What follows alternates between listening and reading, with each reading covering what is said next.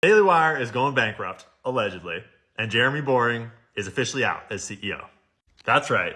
The self-proclaimed God King of the Daily Wire is at the heart of so many scandals. And yes, he is self-described as the God King. And the email just went out today internally that he is stepping down and now Axios is covering the story. It has not yet broken, as far as I'm aware, that private equity is moving in and looking to buy up the Daily Wire.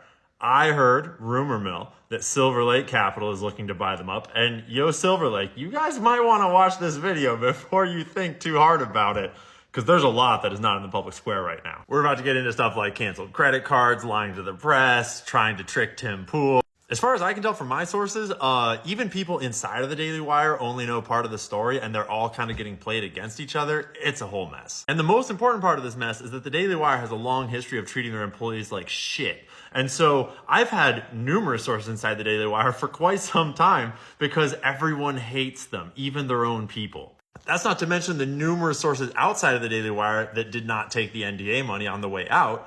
Like, I had people literally in my comments on Instagram offering to give me dirt on the Daily Wire because they hated the Daily Wire so much. It's out of control. And it all centers around the God King and his fucking massive ego and his lifelong desire to be a famous actor and make it in Hollywood, which he failed at originally years and years and years ago. And so once the Daily Wire was off the ground, he just couldn't help but try to turn the Daily Wire into a Hollywood movie studio and produce the Pendragon series. Note that this article is from 2023, and he said that he had dreamt of bringing this book to the screen for 25 years. It was due to stream exclusively on Daily Wire Plus in 2024. Why didn't that happen? That's a good question. And that leads to us talking about all the Daily Wire's employees' credit cards getting frozen, allegedly. Just to first set the stage though, producing a Hollywood movie is like a huge multi-million dollar undertaking. It is not the same as filming Ben Shapiro talking really fast at liberals. So I've actually been collecting information on this story for quite some time here. And now that it has officially broken in the news, I think my sources are a little safer to talk about this. Because they're portraying it as though Jeremy Boring is willingly stepping back to work on creative projects like the Pendragon cycle, and that he'll remain with the company in an advisory role. My sources are telling me that the Pendragon cycle is being moved off-site and out of the Daily Wire's physical purview because they're not letting Jeremy Boring back in the building right now, apparently. Jeremy Boring was 100% allegedly forced out, not a willing leave. And that's because this financial problem has been going on for years. They had recently had to table all projects and do a hiring freeze because there was no money in the bank, allegedly. All the way back in 2023, Jeremy and Ben Shapiro apparently had to put money into the Daily Wire, their own personal money, to rescue it. That money has not been reimbursed and it is all gone. The Pendragon cycle is over budget by like $50 million or something, allegedly. And at the end of 2024, this problem got so bad that Jeremy Boring apparently started lying to the press to try to drum up interest for a sale. This is when conveniently it leaked that Fox News was considering buying the Daily Wire. That was never in the works. That was just to try to drum up interest so that hopefully someone else would rescue their asses. I've heard that the Murdochs actually personally hate Jeremy Boring, allegedly, just like pretty much everyone else.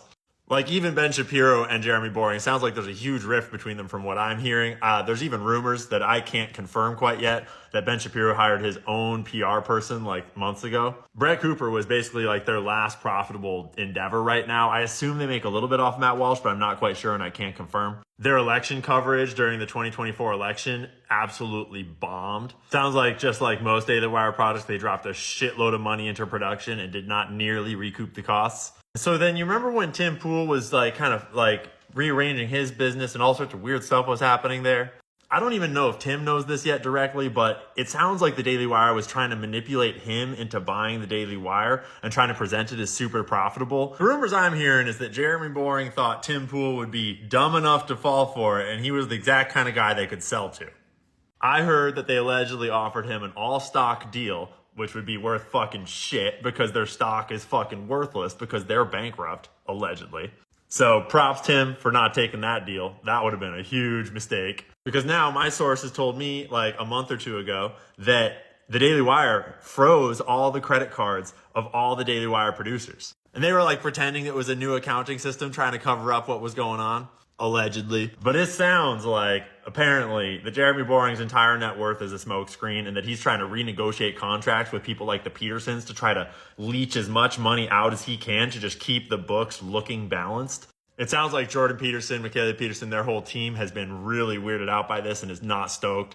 I haven't talked to them directly, but it doesn't sound like they like him at all. So anyways, rumor is that Silver Lake is one of the primary private equity firms coming in looking to buy them up. And Ken, Mike, Egon, Greg, Joe, you might want to do a little more due diligence about the books before you make that purchase. Looks like your last investment, according to Wikipedia, was in 2022. This would not be a good way to come back onto the scene. That is just my opinion based upon what I'm hearing from the inside. Based on the chatter on the, shall we say, wire, it sounds like there's no money in the bank, so to speak, and they're not making profits. There's a difference between revenue and profits, and Jeremy has been doing a lot of finagling over the years to try to make it look really good. And realistically, do we even want the Daily Wire to be saved, like opinion time?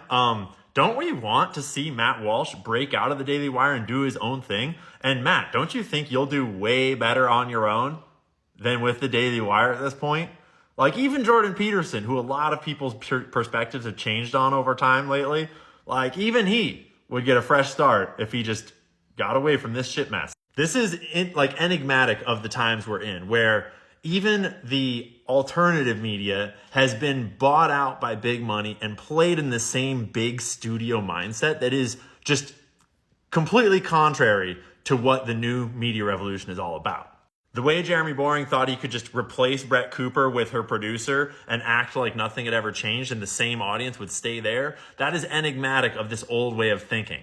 That the peasants just want to be entertained and you just put programming on their TV and they're guaranteed to watch it. That is not how it works. People subscribe to stories, they subscribe to people, they subscribe to authenticity, and the Daily Wire is the embodiment of an inauthentic, bad storyline that treats all of its people horribly.